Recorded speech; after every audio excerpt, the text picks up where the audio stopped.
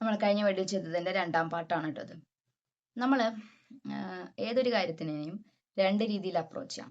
ഒന്ന് നിങ്ങൾക്ക് തോന്നിയതുപോലെ, മറ്റൊന്ന് നമ്മുടെ കയ്യിലുള്ള ഒരു മാനുവൽ വെച്ചിട്ട് അതിനെ മനസ്സിലാക്കാൻ ശ്രമിക്കാം. ഒരു വണ്ടി നന്നാക്കണം, ആ വണ്ടിക്ക് ഒരു മാനുവൽ ഉണ്ടാവുമല്ലോ, അല്ലെങ്കിൽ സാധനത്തിന് ഒരു മാനുവൽ ഉണ്ടല്ലോ, ഇതിങ്ങനെയാണ് നന്നാക്കേണ്ടതെന്നുള്ളത്. അല്ലെങ്കിൽ നിങ്ങൾക്ക് ഇഷ്ടമുള്ള പോലെയൊക്കെ ചെയ്ത് നോക്കുക, എന്നിട്ട് ചിലപ്പോൾ എപ്പോഴെങ്കിലുമൊക്കെ നന്നായി നന്നാവും, അങ്ങനെ ഒരു രീതി ഉണ്ടല്ലോ. പക്ഷെ നമ്മളെ സംബന്ധിച്ചിടത്തോളം, പ്രത്യേകിച്ച് ക്രിസ്ത്യാനികളെ സംബന്ധിച്ചിടത്തോളം, നമുക്കൊരു മാപ്പ് ഉണ്ട്, നമുക്കൊരു മാനുവൽ ഉണ്ട്.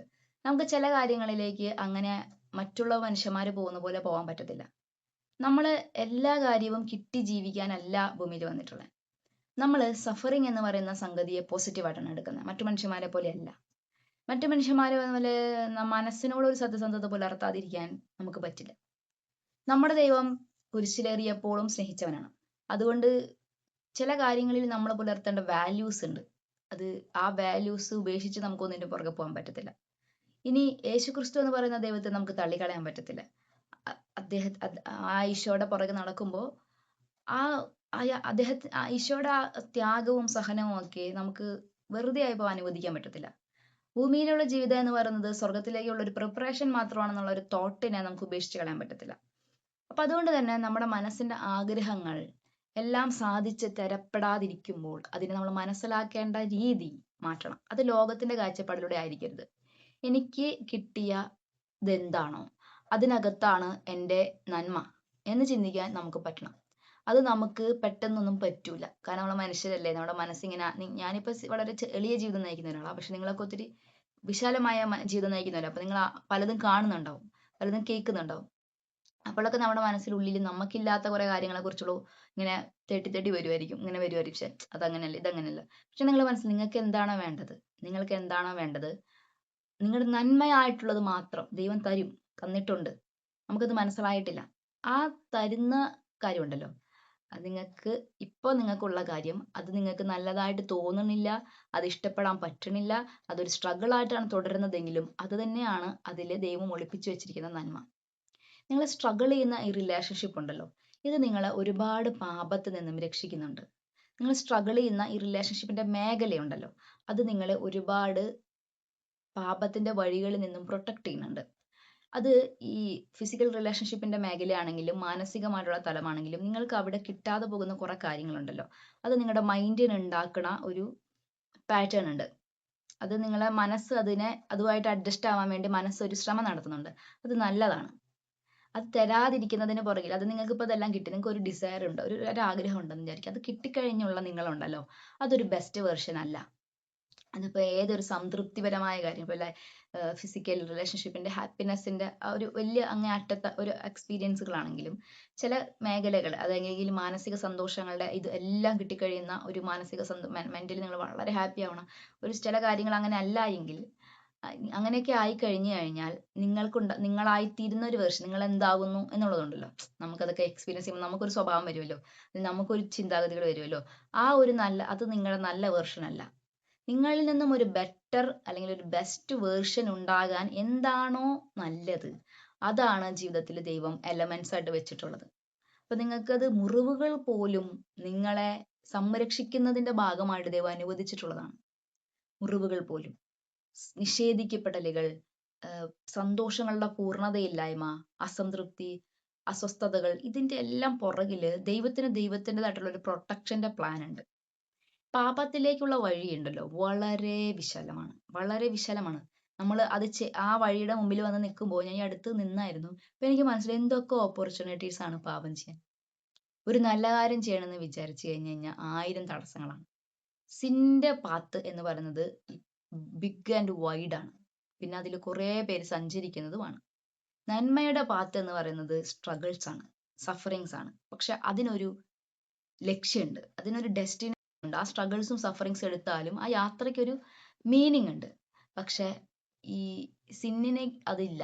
സിന്നിന് ഒരു ഡെസ്റ്റിനേഷൻ ഇല്ല. നിങ്ങളുടെ വിശാലമായ വഴിയാന്ന് നിങ്ങൾക്ക് മനസ്സിലാവും, നിങ്ങൾ അതിലൂടെ പോകാൻ തയ്യാറാവും. പക്ഷെ അവിടെ എത്തുന്നത് ഇരുട്ടിലേക്കായിരിക്കും. അത് നിങ്ങളെയും നശിപ്പിക്കും, നിങ്ങളുടെ കൂടെ വരുന്നവർ നശിപ്പിക്കും, നിങ്ങളുമായി ബന്ധപ്പെട്ട എല്ലാത്തിലേക്കും ഇരുട്ട് പടരും. വേണോ അത്? വേണോ? ഞാൻ നിങ്ങളോട് സ്നേഹപൂർവമായിട്ട് പറയുവാണ്, എക്സ്ട്രാ മാരിറ്റൽ അഫെയറുകളിലേക്ക് പോകുന്ന ആളുകൾ, ഞാൻ നേരത്തെ പറഞ്ഞതുപോലെ, കഴിഞ്ഞ വീഡിയോയിൽ പറഞ്ഞതുപോലെ, എനിക്ക് നിങ്ങളെ മനസ്സിലാകും. അത് അത് അത് അതായത് തോന്നിവാസം ചെയ്യുന്നവരല്ല കേട്ടോ, അത് എന്തായാലും തെറ്റ് തന്നെ. ഏതൊരു പാപവും അറിഞ്ഞുകൊണ്ട് ചെയ്യുന്നതാണോ അതോ എങ്ങനെയാണ് അത് ഉണ്ടാവുന്നത് എന്നുള്ളതിനൊരു കാരണമുണ്ടല്ലോ.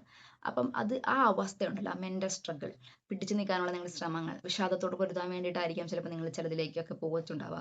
അതിനൊക്കെ വിശുദ്ധീകരിക്കാൻ നിങ്ങൾ പ്രാർത്ഥിക്കണം. നിങ്ങളെ സുഹൃത്തുക്കളെ ഉപേക്ഷിക്കണമെന്നോ ബന്ധങ്ങളെ വേണ്ടെന്ന് വെക്കുന്നില്ല, മറിച്ച് നിങ്ങൾ തെറ്റ് ചെയ്യാൻ പറ്റാത്ത വിധം നിങ്ങൾ നിങ്ങളെ തന്നെ നിയന്ത്രിക്കണം. നിങ്ങൾ ആത്മ നിയന്ത്രണത്തിന് വേണ്ടി പ്രാർത്ഥിക്കണം. തെറ്റ് നമ്മളെ എവിടെയും കൊണ്ടെത്തിക്കില്ല. കുറച്ച് സന്തോഷവും സമാധാനവും ഒക്കെ കിട്ടുന്ന പോലെ തുടക്കത്തിൽ തോന്നും. പക്ഷെ അത് പിന്നീട് അങ്ങോട്ട് ജീവിതകാലം മുഴുവനും റിഗ്രറ്റ് ചെയ്യേണ്ട കുറെ കാര്യങ്ങളിലേക്ക്, തകർച്ചയുടെ ഒരു വഴിയിലേക്ക് നമ്മളെ കൊണ്ടെത്തിക്കും. നമുക്ക് ആകെ കൂടെയുള്ള നമ്മുടെ മക്കള്, അവര് പോലും നമ്മളെ ചിലപ്പോൾ കുറ്റപ്പെടുത്തുന്നതിലേക്കും ഉപേക്ഷിക്കുന്നതിലേക്ക് പോകും. നമ്മൾ ഹാപ്പിയാണ്, നമുക്ക് ഈ വക കാര്യങ്ങളിലേക്ക് പോകുമ്പോൾ നമുക്ക് ഹാപ്പിനെസ് ഉണ്ടാവും. നമുക്ക് മനസ്സിലാക്കപ്പെടും, നമ്മൾ കേൾക്കപ്പെടും, നമ്മൾ ആഗ്രഹിക്കുന്ന എല്ലാ കാര്യങ്ങളും ചിലപ്പോൾ കിട്ടും. നമുക്ക് ഗിഫ്റ്റ്സ് കിട്ടും, നമുക്ക് സന്തോഷിക്കാൻ പറ്റും, നമ്മളെ വിളിക്കാൻ ഒരാളുണ്ടാകും, നമുക്കൊരു തോട്ടുണ്ടാകും. പക്ഷെ അത് നമുക്ക് ഒരുപാട് തീരാ നഷ്ടങ്ങളെ ഉണ്ടാക്കും. അതുകൊണ്ട് നിങ്ങൾ മടങ്ങി വരണം, മടങ്ങി വരണം. ദൈവത്തോട് പ്രാർത്ഥിക്കണം, ദൈവമേ നീ അനുവദിച്ചുകൊണ്ട് എനിക്ക് എൻ്റെ മനസ്സിന്റെ വേദനകൾക്ക്, അല്ലെങ്കിൽ എൻ്റെ മനസ്സിന്റെ അവസ്ഥ നീ മനസ്സിലാക്കിയിട്ട് നീ അനുവദിച്ചുകൊണ്ട് നിന്റെ അനുഗ്രഹപ്രകാരം എനിക്ക് നല്ല മനുഷ്യരെ കാണിച്ചു തരണേ, എനിക്ക് നല്ല സുഹൃത്തുക്കളെ തരണേ. അവിടെ നീ എന്നെ പ്രൊട്ടക്ട് ചെയ്യണേ. ഈ സൗഹൃദം, ഇപ്പൊ എന്തെങ്കിലും ഒരു സൗഹൃദം നിങ്ങൾക്കുണ്ടെങ്കിൽ ആ സൗഹൃദങ്ങളുടെ കപ്പൽ നീ തന്നെ നയിക്കണം. നീ തന്നെ ആ യാത്രയെ, ഞങ്ങളുടെ ഒന്നിച്ചുള്ള യാത്രയെ നയിക്കണം. ഇനി നിങ്ങൾക്ക് ഏതെങ്കിലും സുഹൃത്തുക്കളുണ്ട്, അവരോട് നിങ്ങൾക്ക് ഇതുപോലത്തെ എന്തെങ്കിലും ഒരു പെയിനിന്റെ സ്ട്രഗിളിന്റെ മൊമെന്റിൽ എന്തെങ്കിലും ഒരു എക്സ്ട്രാ ആയിട്ടുള്ള സ്നേഹം തോന്നിപ്പോകുമ്പോഴൊക്കെ അവർക്ക് വേണ്ടി പ്രാർത്ഥിക്കണം. നിങ്ങൾക്ക് വേണ്ടിയും പ്രാർത്ഥിക്കണം. ദൈവം ഇത് ഇടപെടും. അതായത് നിങ്ങളെ കൊണ്ട് പറ്റണില്ല എങ്കിലും, നിങ്ങളുടെ തോട്ട്സ് ഔട്ട് ഓഫ് ലിമിറ്റിനപ്പുറത്തേക്ക് പോവുകയാണെങ്കിലും ദൈവം നിങ്ങൾക്ക് വേണ്ടി ഇടപെടും. നിങ്ങൾക്കത് പെയിൻഫുൾ ആയിട്ട് തോന്നും, നിങ്ങൾക്ക് സ്ട്രഗിൾ ആയിട്ട് തോന്നും, സ്ട്രെസ് ആയിട്ട് തോന്നും. പക്ഷെ ആ സ്ട്രെസ് നല്ലതാണ്. ചില സമയത്ത് സ്ട്രെസ് നല്ലതാണ്. കിട്ടാതെ പോകുന്നതെല്ലാം, അതായത് അപ്പൊ നമ്മുടെ മനസ്സ് കിടന്ന് ഇങ്ങനെ അസ്വസ്ഥമാകുമല്ലോ, അതൊക്കെ നല്ലതാണ്. അല്ലാതെ എപ്പോഴും പ്ലഷറും സന്തോഷവും ഹാപ്പിനെസ്സും ആണ് നല്ലതെന്ന് വിചാരിക്കുന്നത് തെറ്റാ. കുറച്ച് പെയിൻ നല്ലതാണ്, കുറച്ച് സ്ട്രെസ് നല്ലതാണ്, കുറച്ച് സ്ട്രഗിൾസ് നല്ലതാണ്. അപ്പൊ അങ്ങനെ പോകാൻ പാടില്ല. സോ അങ്ങനെ പോയവരോടാണ് നിങ്ങൾ അതിനെ തിരിച്ചു വരണം, തിരിച്ചു വരണം. നിങ്ങൾക്ക് നന്മയായിട്ടുള്ളത് മാത്രമേ ദൈവം ചെയ്തിട്ടുള്ളൂ. നിങ്ങൾക്കത് സ്ട്രഗിൾ ഉണ്ട്, നിങ്ങൾക്ക് റിലേഷൻഷിപ്പിൽ സ്ട്രഗിൾ ഉണ്ടാവും, പക്ഷെ അതിന്റെ സൊല്യൂഷൻ ഇതല്ല. നിങ്ങൾ തിരിച്ചു വരണം. ഇനി ഇതുപോലെ പങ്കാളികൾ പോയിട്ടുള്ളവരോടാണ് നിങ്ങൾ ക്ഷമിക്കണം, ക്ഷമിച്ചേ പറ്റൂ. വേറെ ഓപ്ഷൻ ഇല്ല. അവര് പോയിട്ടുണ്ടെങ്കിൽ, എനിക്ക് അങ്ങനെ ഒരു സിറ്റുവേഷൻ വന്നു, ഞാൻ ആലോചിച്ചിട്ടുണ്ട്, എനിക്ക് അങ്ങനെ ഒരു സിറ്റുവേഷൻ വന്നു. ഇതൊരു നോർമൽ കാര്യമായിട്ട് സംഭവിച്ചുകൊണ്ടിരിക്കുന്നു, പലരും ചെയ്യുന്നുണ്ട്. ചെറിയ ചെറിയ പ്രഷറിന്റെ പുറത്ത് അത് ചെയ്യുന്നവരുണ്ട്. അതായത് ചെറിയ ചെറിയ സന്തോഷം, ഇപ്പൊ ഫിസിക്കലി മാത്രമായിരിക്കണമെന്നില്ല, മാനസിക തലത്തിൽ അങ്ങനെ ചെയ്യുന്നവരൊക്കെ ഉണ്ടാവും. പക്ഷെ അങ്ങനെ ഒരാൾ, നിങ്ങളുടെ പാർട്ട്ണർ അങ്ങനെ പോയിട്ടുണ്ടെങ്കിൽ ക്ഷമിക്കണം, ക്ഷമിച്ചേ പറ്റൂ. നമുക്ക് അവരെ ഉപേക്ഷിച്ച് കളയാൻ പറ്റത്തില്ല. അപ്പൊ ഞാൻ ഓർക്കും, ബൈബിളിൽ ഒരു പ്രവാചകനോട് പറഞ്ഞല്ലോ, മോശപ്പെട്ട ഒരു ജീവിതം നയിക്കുന്ന ഒരു സ്ത്രീയെ കൂടെ കൂട്ടാൻ പറഞ്ഞതുപോലെ, അത് പ്രവാചകന്റെ ഒരു വിളിയായിരുന്നു. അതുപോലെ നമ്മുടെ ചിലരുടെ വിളികളാണ് അതെന്ന് നിങ്ങൾ വിചാരിക്കണം. നിങ്ങൾ അവരെ വിട്ടുകളയരുത്. അവര് പിശാച് പിടിച്ച് വലിച്ചുകൊണ്ടിരിക്കുകയാണ്. നിങ്ങൾ ഗിവ് അപ്പ് ചെയ്താൽ ആ വ്യക്തിയും പൂർണ്ണമായും പിശാചിന്റെ അടിമത്തത്തിലേക്ക് പോകും. അയാളുടെ ജീവിതം നശിക്കും. പ്രത്യേകിച്ച് സ്ത്രീകളൊക്കെ ആണെങ്കിൽ അവർക്ക് പിന്നെ നാശത്തിൽ നിന്ന് നാശത്തിലേക്ക് പോയി പിന്നെ അവരെ നിങ്ങൾ മോശമായ ഇടങ്ങളിലായിരിക്കും കാണുക. അങ്ങനെ ഒരു തകർച്ചയ്ക്ക് നമ്മളായിട്ട് കാരണമാവരുത്. നമുക്ക് കുറച്ച് ബുദ്ധിമുട്ടും അപമാനവും നാണക്കേടൊക്കെ ഉണ്ടെങ്കിലും തിരിച്ചു പിടിക്കാൻ പറ്റുന്നവരൊക്കെ തിരിച്ചു പിടിക്കണം. വിട്ടുകളയാതിരിക്കാൻ മാക്സിമം ശ്രമിക്കണം. കാരണം അത് അവരെ എവിടെയും കൊണ്ട് എത്തിക്കില്ല. നിങ്ങൾ പറയാം, നമുക്ക് ദേഷ്യം വരും, നമ്മൾ അപമാനിക്കപ്പെടുന്ന ഒരു കാര്യമാണ് എനിക്ക് പകരം മറ്റൊരാൾ ചൂസ് ചെയ്തു എന്നുള്ളത്. പക്ഷെ എന്റെ ഭാഗത്തു നിന്നുണ്ടായ തെറ്റുകളൊക്കെ ഞാൻ മനസ്സിലാക്കണം. എനിക്ക് ചെയ്യാൻ പറ്റുന്ന കാര്യങ്ങളൊക്കെ, തിരുത്താൻ പറ്റുന്ന മേഖലകളൊക്കെ നമ്മുടെ ഭാഗത്തു നിന്നുള്ളതൊക്കെ നമ്മൾ ചെയ്യണം. എന്നിട്ടും ഇതൊന്നും അല്ല റീസൺ എന്ന് തോന്നുവാണെങ്കിൽ അയാൾക്ക് വേണ്ടി പ്രാർത്ഥിക്കണം. ഒരു ഒരു പോയിന്റ് ഓഫ് ടൈം വരെ അയാളുടെ കൂടെ തന്നെ നിൽക്കണം. ഇനി ഒരു ലിമിറ്റിനപ്പുറത്തേക്ക് പോയാൽ, നമുക്കൊന്നും ചെയ്യാൻ പറ്റാത്ത സിറ്റുവേഷനിലേക്ക് പോയാൽ ദൈവം ഇടപെടട്ടെ, ദൈവം എന്താണെന്ന് വെച്ച് ചെയ്യട്ടെ. പക്ഷെ നമ്മളെ കൊണ്ട് എന്താ ചെയ്യാൻ പറ്റുന്നത്, നമ്മൾ കൂടെ നിൽക്കണം, അയാളെ നശിക്കാതിരിക്കാൻ വേണ്ടി നിൽക്കുക. അപ്പൊ നിങ്ങൾക്ക് പെയിൻ ഉണ്ടാവും, നിങ്ങൾക്ക് അപമാനം ഉണ്ടാവും, നിങ്ങൾക്ക് സ്ട്രഗിൾ ഉണ്ടാവും. നിങ്ങളുടെ കോളാണ് അതെന്ന് വിചാരിക്കണം. That is your call. അയാൾ അങ്ങനെയൊക്കെയാണെന്ന് അറിഞ്ഞിട്ട് തന്നെയാണ് ദൈവം അയാളെ ഏൽപ്പിച്ചിട്ടുള്ളത്. അപ്പൊ ഇതിനകത്തൊക്കെ ഒരു എന്ത് ന്യായമാണ് നമുക്ക് ചോദിക്കാം. ഇപ്പൊ ഫെമിനിസം ഒക്കെ പറയുന്ന മനുഷ്യരുണ്ടല്ലോ, ഇതിലൊക്കെ എന്ത് ന്യായമാണെന്ന് ചോദിക്കും. ഇത് ന്യായമല്ല. ഇത് മനുഷ്യന്മാരെ രക്ഷിക്കാനുള്ള ഒരു ദൈവത്തിന്റെ പരിശ്രമങ്ങളാണ്. അപ്പൊ അതിനോട് നമ്മൾ സഹകരിക്കുന്നു. അപ്പൊ അയാൾ അങ്ങനെ, ഇത് മാത്രമല്ല, ഇത് വളരെ മോശപ്പെട്ട ഒരു എന്താ പറയുക, നിങ്ങൾക്ക് വേദന തരുന്ന ഒരു സംഗതി. ഇത് മാത്രമല്ലല്ലോ, നിങ്ങളുടെ ജീവിത പങ്കാളി ചിലപ്പോൾ സാമ്പത്തിക തിരിമറി നടത്തുന്ന ഒരാളായിരിക്കും. നിങ്ങൾ ഉപേക്ഷിച്ചിട്ട് പോകും. കാരണം അയാള് അത് ശരിയായി വരാൻ വേണ്ടി നമ്മൾ കാത്തിരിക്കൂലേ.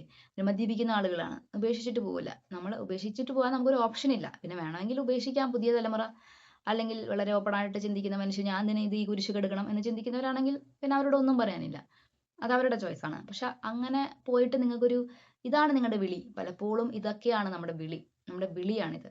ആളുടെ കൂടെ ആയിരിക്കുക, ആളെ നശിക്കാൻ അനുവദിക്കാതിരിക്കുക, അയാളിൽ നിന്ന് മക്കളുണ്ടായിട്ടുണ്ടെങ്കിൽ ആ മക്കൾ ഇതേ പാത്തിലൂടെ പോവാതിരിക്കാൻ വേണ്ടി നമ്മൾ അവരെ പ്രൊട്ടക്ട് ചെയ്യുക, അവരെ മൊറാലിറ്റി പഠിപ്പിക്കുക, നമുക്ക് അവരെ വാല്യൂസ് കൊടുക്കുക.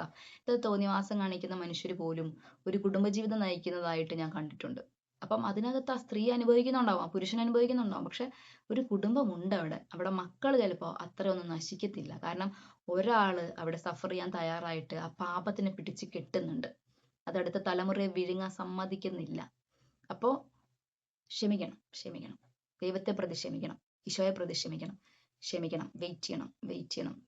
നിങ്ങൾ ക്ഷമിക്കണമെന്ന് പറഞ്ഞു കഴിഞ്ഞാൽ നിങ്ങൾ രാവിലെയും വൈകുന്നേരവും ഉച്ചയ്ക്കും ഒക്കെ ഈ വ്യക്തിയുടെ ഇങ്ങനെ ഒരു ആരാധനാപാത്രമായിട്ട് നടക്കൊന്നും വേണ്ട. അതായത് ഇയാൾ എല്ലാ തോന്നിവാസവും കാണിക്കുന്നുണ്ട്, എന്നിട്ട് നമ്മൾ ഇയാളെ അങ്ങോട്ട് വലിയ ആളായിട്ട് വെക്കേണ്ട കാര്യമൊന്നുമില്ല. അയാൾ ചെയ്യുന്ന അനുസരിച്ചുള്ള അതൊന്നും നമ്മൾ മനുഷ്യരാണ്, നമുക്ക് അങ്ങനെ പറ്റുന്നില്ല. നമ്മളെ ചീറ്റ് ചെയ്തുകൊണ്ടിരിക്കുന്ന ഒരാളോട് നമുക്ക് വളരെ മാന്യമായിട്ട് ബിഹേവ് ചെയ്യാൻ, ബഹുമാനപൂർവ്വം ബിഹേവ് ചെയ്യാനൊന്നും പറ്റണമെന്നില്ല. കൂടെ ആയിരിക്കുക എന്നുള്ളതേ ഉള്ളൂ. ജസ്റ്റ് ലീവ് ചെയ്യാതിരിക്കുക, ഗിവ് അപ്പ് ചെയ്യാതിരിക്കുക, ഈ റിലേഷൻഷിപ്പിനെ ഗിവ് അപ്പ് ചെയ്യാതിരിക്കുക, വ്യക്തിയെ ലീവ് ചെയ്യാതിരിക്കുക, ഉപേക്ഷിക്കാതിരിക്കുക. സ്റ്റേ സംവർ. ഇയാൾ നശിക്കുന്നില്ല, പൂർണ്ണമായിട്ട് നശിക്കുന്നില്ല എന്ന് ഉറപ്പ് വരുത്തുക. സ്റ്റേ സംവർ. അയാളുടെ ജീവിതത്തിൽ എവിടെയെങ്കിലും ആയിരിക്കാം, അയാളുടെ ജീവിതം ജീവിക്കട്ടെ. നിങ്ങൾ നിങ്ങളുടെയും ജീവിതം ജീവിക്കുക, നരകിച്ച് ജീവിക്കാനും, അതായത് ഒരു ആത്മാവിനെ രക്ഷിക്കാൻ വേണ്ടി ജീവിതത്തിൽ ചില സാക്രിഫൈസുകൾ നടത്തുക എന്നുള്ളത് ദൈവം ആഗ്രഹിക്കുന്നുള്ളൂ. അതല്ലാതെ നിങ്ങൾ പൂർണ്ണമായിട്ടും സാക്രിഫൈസ് ചെയ്ത് നശിക്കണം, നിങ്ങൾ ജീവിതത്തിൽ കരഞ്ഞ് ഇല്ലാണ്ടാവണം എന്നൊന്നും ദൈവം ആഗ്രഹിക്കുന്നില്ല. അയാൾക്ക് അങ്ങനത്തെ കാര്യങ്ങളൊക്കെ ഉണ്ടെങ്കിൽ അയാൾക്ക് വേണ്ടി പ്രാർത്ഥിക്കുകയും നമുക്കൊന്നും ചെയ്യാൻ പറ്റുന്നത് ചെയ്യുകയും ചെയ്തിട്ട് നമ്മൾ നമ്മുടേതായിട്ടുള്ള ജീവിതത്തിലേക്ക് കിടക്കണം. നിങ്ങൾക്ക് ഇഷ്ടമുള്ള കാര്യങ്ങൾ ചെയ്യണം, നിങ്ങൾക്ക് ഇഷ്ടമുള്ള പോലെ ജീവിക്കണം. നിങ്ങൾക്കൊരു ലക്ഷ്യം ഉണ്ടായിരിക്കണം, നിങ്ങൾക്കൊരു ഐഡന്റിറ്റി ഉണ്ടായിരിക്കണം, നിങ്ങൾക്ക് നിങ്ങളുടേതായിട്ടുള്ള ഒരു വ്യക്തിത്വം ഉണ്ടായിരിക്കണം, തീരുമാനങ്ങൾ ഉണ്ടായിരിക്കണം. നിങ്ങൾക്ക് നിങ്ങളുടേതായിട്ടുള്ള ജീവിതം കംപ്ലീറ്റ് ആയിട്ട് ജീവിക്കാനും പറ്റണം. ഈശോ ചെയ്തത് അങ്ങനെയല്ലേ? ഈശോ എന്തിനു വേണ്ടി വന്നോ ആ 3 വർഷം കൊണ്ട് ഈശോ അത് ചെയ്യുക തന്നെയായിരുന്നു. പക്ഷെ അതിന്റെ പാർട്ടായിട്ട് ഈശോ സഫർ ചെയ്തിട്ടുമുണ്ട്. അപ്പൊ അത് സഫറിങ് ഇസ് എ പാർട്ട്. അത് നിങ്ങളുടെ വിളിയാ. ആ വിളിയിൽ നിന്ന് ഇപ്പൊ നമുക്ക് തോന്നൂലേ, എനിക്ക് ഈ വിളി വേണ്ട, എനിക്ക് അയാളെ കൂടെ ജീവിക്കാൻ പറ്റില്ല, എനിക്ക് കുറച്ച് ബെറ്റർ ലൈഫ് ഉണ്ടാവില്ല. ചിലർക്ക് ദൈവം അങ്ങനെ ഒരു ഓപ്ഷൻ വെച്ചിട്ടുണ്ടെന്ന് എനിക്ക് തോന്നുന്നത്.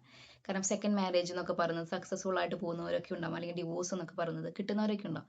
പക്ഷെ കുറേ പേരുടെ വിളി അതല്ല. എല്ലാവരും അതിനോട്ട് പോയി കഴിഞ്ഞാൽ അത് ഒരു അരക്ഷിതാവസ്ഥ ഉണ്ടാക്കും, ഒരു സന്തുലനാവസ്ഥ സമൂഹത്തിന്റെ തകർക്കും. അപ്പൊ അത് വ്യക്തികൾ അത് അനുഭവിക്കുമ്പോൾ സ്ട്രഗിൾ തന്നെയാണെന്നേ. പക്ഷെ ഇപ്പൊ എന്താ പറയുക, ഒരു അമ്മ കുറെ മക്കളെ നോക്കുന്നത് പോലെ, അല്ലെങ്കിൽ ഒരു ക്ലാസ് ടീച്ചർ കുറെ കുട്ടികളെ നോക്കുന്ന പോലെ ഓരോരുത്തർക്ക് ഓരോ കാര്യങ്ങളുണ്ടാവുമല്ലോ. അതുപോലെ കുറെ പേർക്ക് അതൊക്കെ പറ്റുമെങ്കിലും, പാടാൻ അറിയുന്ന കുറെ പേരുണ്ടാവും, ഡാൻസ് കളിക്കുന്ന കുറെ പേർക്ക് ഒരു സെപ്പറേഷൻ ആണെങ്കിലും വിവാഹമോചനം ആണെങ്കിലും ഒരു ബെറ്റർ പാർട്ട്ണർ ആണെങ്കിലും ചിലപ്പോൾ കുറച്ച് പേർക്കൊക്കെ അങ്ങനത്തെ ഒരു ഓപ്ഷൻ ഒക്കെ കൊടുത്തിരിക്കാം. പക്ഷെ കുറെ പേരെ ഒന്നും ദൈവം ഇതൊക്കെ തന്നെയാണ് നിന്റെ വിളി എന്ന് പറഞ്ഞിട്ടാണ് വിളിച്ചിട്ടുള്ളത്. അതുകൊണ്ട് തന്നെ ആ വിളികളോട് വിശ്വസ്തത പുലർത്താൻ ശ്രമിക്കണം. അതാണ് സ്വർഗത്തിലേക്കുള്ള നിങ്ങളുടെ എണ്ണിപ്പടി. ഇത് കയറാൻ എളുപ്പമൊന്നും ആയിരിക്കില്ല, പക്ഷെ അതായത് ഇങ്ങനെ പറയൂലേ, ഒരു ജോലിയും ഇല്ലാതിരിക്കുന്നതാണ്, ശമ്പളം കുറവാണെങ്കിലും ഒരു ജോലി ഉള്ളതാണ് നല്ലതെന്ന്. അതുപോലെ നിങ്ങൾ ഇതിനോട് ഞാൻ ഈ പാത്തിലൊക്കെ പോയിട്ടുണ്ട്, അതുകൊണ്ടാണ് ഞാൻ പറയുന്നത്. ചില കാര്യങ്ങളോട് കേട്ടോ, ചില വേദനകളോട് ഞാൻ നോ പറഞ്ഞു പോയിട്ടുണ്ട്. അതിനുശേഷം പിന്നെ എന്താ ചെയ്യേണ്ടതെന്ന് ഒരു പിടുത്തമില്ല. ജീവിതത്തിൽ പ്രത്യേകിച്ച് ചെയ്യാനൊന്നും ഇല്ലാത്തതുപോലെ ഒരു തോട്ടാണ്. ഇപ്പം നമുക്ക് നമ്മുടേതായിട്ടുള്ള ലൈഫ് ഉണ്ടാവും, അതുണ്ടാവും ഇതുണ്ടാവും എന്നൊക്കെ ശരിയാണ്. പക്ഷെ ദൈവം ഏൽപ്പിച്ച കാര്യങ്ങളൊന്നും ചെയ്യാതെ അത് ബുദ്ധിമുട്ടാണ്, അത് എളുപ്പമല്ല എന്നൊക്കെ പറഞ്ഞ് നമ്മൾ ഉപേക്ഷിച്ചിട്ട് പോയി കഴിഞ്ഞാൽ പ്രത്യേകിച്ച് പിന്നെ ദൈവം ഒന്നും നമ്മളിൽ നിന്ന് ആവശ്യപ്പെടാത്ത പോലെ തോന്നും. പിന്നെ അതിന് എങ്ങനെയാണ് ആ ജീവിതത്തിനെ ഡയറക്റ്റ് ചെയ്യേണ്ടത് നമുക്ക് പിടുത്തം കിട്ടത്തില്ല. അതെങ്ങനെയാണെന്ന് ആ വഴി എങ്ങനെയാണ് അത് മുന്നോട്ട് പോകേണ്ടത് നമുക്കൊരു പിടുത്തം കിട്ടത്തില്ല. പക്ഷെ ദൈവം തന്നൊരു കാര്യം നമ്മൾ ഏൽപ്പിച്ചിട്ടുണ്ടെങ്കിൽ അത് കുറച്ച് അൺകംഫർട്ടബിൾ ആണ്, അത് സ്ട്രഗിളിങ് ആണെങ്കിലും എന്തെങ്കിലുമൊക്കെ ചെയ്യുമായിരുന്നു ഞാൻ. ഇപ്പോൾ ഒരാളെ അഡ്ജസ്റ്റ് ചെയ്യുകയാണെങ്കിൽ ഞാൻ അഡ്ജസ്റ്റ് ചെയ്തുകൊണ്ടിരിക്കുമായിരുന്നു. So I was doing something good. എന്തോ ഒരു നല്ല കാര്യം ഞാൻ ചെയ്യുമായിരുന്നു, എന്തോ ഒരു നന്മ ഞാൻ ചെയ്യുമായിരുന്നു. പക്ഷെ അത് വേണ്ടാന്ന് വയ്ക്കുമ്പോൾ പിന്നെ എന്ത് ചെയ്യണമെന്ന് പിടുത്തമില്ലാത്തൊരവസ്ഥയിലേക്ക് നമ്മൾ എത്തും. അതായത് ദൈവം നമ്മളെ ഏൽപ്പിച്ച കാര്യമാണ് നമ്മൾ ചെയ്യേണ്ടത്. അത് ചിലപ്പോൾ ചില മനുഷ്യന്മാരുടെ കുറവുകൾക്ക് കൂട്ടിരിക്കലാണ്. അപ്പോൾ പിന്നെ അത് നമുക്ക് ചെയ്യാൻ പറ്റില്ല, അതിന് നമുക്കൊരു ഒഴികഴിവില്ല. പിന്നെ മറ്റ് മനുഷ്യന്മാർ പലതും പറയുമായിരിക്കും. ഇപ്പം ഇതൊക്കെ കാണുമ്പോൾ പറയുമായിരിക്കും. ഇത് ഞാൻ പറഞ്ഞല്ലോ, ഇത് എൻ്റെ വ്യക്തിപരമായ യാത്രയിൽ ഇയാളുടെ കൂടെ ആയിരിക്കണം എന്നുള്ളതാണ് എൻ്റെ വിളിയെങ്കിൽ അയാളുടെ കൂടെ ആയിരിക്കുക. അതിനെ മറ്റുള്ളവരെങ്ങനെ വിലയിരുത്തുന്നു എന്നുള്ളതിനെക്കുറിച്ച് അതുകൊണ്ട് എനിക്ക് സ്വർഗം കിട്ടോ കിട്ടില്ലേ എന്ന് തീരുമാനിക്കപ്പെടുന്നില്ലല്ലോ. എൻ്റെ പ്രവൃത്തികളുടെ അടിസ്ഥാനത്തിലല്ലേ എനിക്ക് സ്വർഗത്തിൽ പോകാൻ പറ്റുന്നത്. സ്വർഗം എന്ന് പറയുന്നതിനെ നിങ്ങൾക്ക് ഇനിയിപ്പോൾ വിചാരിച്ചാലും വിചാരിച്ചില്ലെങ്കിൽ, അതിൽ വിശ്വസിച്ചാലും വിശ്വസിച്ചില്ലെങ്കിലും വിശ്വസിക്കേണ്ടതാണ് ക്രിസ്ത്യാനി. മറിച്ച് നിങ്ങൾ വിചാരിക്കേണ്ടത് ഒരു അർത്ഥപൂർണമായ ജീവിതം. അപ്പോൾ നിങ്ങൾ സ്വർഗത്തിലുള്ള കാര്യങ്ങളെ വിട്ടാലും ഒരു മീനിങ് ഫുള്ളായിട്ട് ജീവിക്കുക. മീനിങ് ഫുള്ളായിട്ട് ജീവിക്കുമ്പോൾ ഇതൊക്കെ പാർട്ടാണ് അതിൻ്റെ. പ്ലഷറിന് വേണ്ടിയും ഫണ്ണിന് വേണ്ടിയും എൻജോയ്മെൻറ്റ് ഇതൊന്നും തെറ്റല്ല, ഇതൊക്കെ പാർട്ട് ഓഫ് ദ ലൈഫാണ്. പക്ഷേ എൻ്റെ ലൈഫ് കുറച്ചും കൂടെ മീനിങ് ഫുള്ളായിട്ട് എനിക്ക് ജീവിക്കണം. അതിനകത്ത് വരുന്ന സംഘർഷങ്ങളൊക്കെ ഞാൻ അങ്ങ് ഏറ്റെടുക്കുക. അപ്പോൾ അപ്പുറത്തുള്ളവൻ എൻജോയ് ചെയ്യുന്നത് പോലെ എനിക്ക് എൻജോയ് ചെയ്യാൻ പറ്റണമെന്നില്ല, എനിക്ക് സ്ട്രഗിൾസ് ഉള്ളതുകൊണ്ട്. പക്ഷേ ഇതെനിക്ക് ഒരു ആത്മസംതൃപ്തി തരുന്നുണ്ട്. അപ്പം അത് നിങ്ങളുടെ ഒരു കോളായിട്ട് കരുതണം. ഇതൊക്കെ അറിഞ്ഞിട്ട് തന്നെ ആയിരിക്കും ദൈവം നിങ്ങൾ അയാളെ ഏൽപ്പിച്ചിട്ടുണ്ടാവുക. അപ്പോൾ അത് സ്നേഹമില്ലായ്മയൊന്നും അല്ല കേട്ടോ, സ്നേഹമൊക്കെ ഉണ്ട് നിങ്ങളോട്. നിങ്ങൾക്ക് ആവശ്യം, അതായത് എനിക്ക് ഒരു സ്ഥലത്ത് നിങ്ങൾ സഫർ ചെയ്യണമെങ്കിലും നിങ്ങൾക്ക് നഷ്ടങ്ങളൊന്നും ഇല്ലാതെ നിങ്ങൾക്ക് ആവശ്യമുള്ള ഉയർച്ചയൊക്കെ തന്ന്, നിങ്ങൾക്ക് ആവശ്യമുള്ള സന്തോഷങ്ങളൊക്കെ തന്ന് ആസ് എ പേഴ്സൺ ദൈവം നിങ്ങളെ പ്രൊട്ടക്റ്റ് ചെയ്യുന്നുണ്ട്. നിങ്ങൾ നരകിക്കാൻ വിട്ടുകൊടുത്തിരിക്കുന്നതല്ല. ഇവിടെ ഒരു പാർട്ട് നിങ്ങൾ സഫർ ചെയ്യുന്നുണ്ട് സത്യമാണെങ്കിലും നിങ്ങൾ നിങ്ങളുടേതായിട്ടുള്ള രീതിയിൽ ജീവിതത്തെ ജീവിക്കുകയും വേണം. അത് ജീവിക്കാൻ വേണ്ട എല്ലാ ബ്ലെസ്സിങ്സും ദൈവം നിങ്ങൾക്ക് തരും. അത് ചില സഫറിങ്ങിൻ്റെ താഴെ നിൽക്കുമ്പോഴാണ് നിങ്ങൾ ബ്ലെസ്ഡ് ആവുന്നത്. ചില സഫറിങ്ങിൻ്റെ കിരീടം ധരിക്കുമ്പോഴാണ് നിങ്ങൾ ബ്ലെസ്ഡ് പേഴ്സൺ ആവുന്നത്, ഒരു ചൂസൺ പേഴ്സൺ ആവുന്നത്. സോ ആ സഫറിങ്സിനോട് നോ പറയാതിരിക്കാനുള്ള ആത്മധൈര്യം കിട്ടാൻ വേണ്ടി നിങ്ങൾ പ്രാർത്ഥിക്കണം. ദൈവം നിങ്ങളെ സമൃദ്ധമായിട്ട് അനുഗ്രഹിക്കട്ടെ. നിങ്ങൾ വിട്ടുകളഞ്ഞാൽ അയാളെ പൂർണ്ണമായിട്ട് പിശാചി കൊണ്ടുപോയാലോ, അതുകൊണ്ട് ക്ഷമിക്കാം, കൂടെ നിൽക്കാം, മാറ്റം ഉണ്ടാകും, പ്രാർത്ഥിക്കാം. വിശുദ്ധന് വേണ്ടി അമ്മ പ്രാർത്ഥിച്ചത് വർഷങ്ങളാണെന്നല്ലേ പറയുന്നത് മോനിക്ക പുണ്യവതി. അതുപോലെ നമുക്കും പ്രാർത്ഥിച്ച് കാത്തിരിക്കാം. ഞാനും ജീവിതത്തിൽ തെറ്റുകൾ പറ്റുന്ന ഒരാൾ തന്നെയാണ്. എനിക്ക് വേണ്ടിയും പലരും അഡ്ജസ്റ്റ് ചെയ്യുന്നുണ്ടാകും. അപ്പം അവർക്കും ആത്മധൈര്യം കിട്ടട്ടെ, എനിക്കും കിട്ടട്ടെ. ദൈവം നിങ്ങളെ സമൃദ്ധമായിട്ട് അനുഗ്രഹിക്കട്ടെ.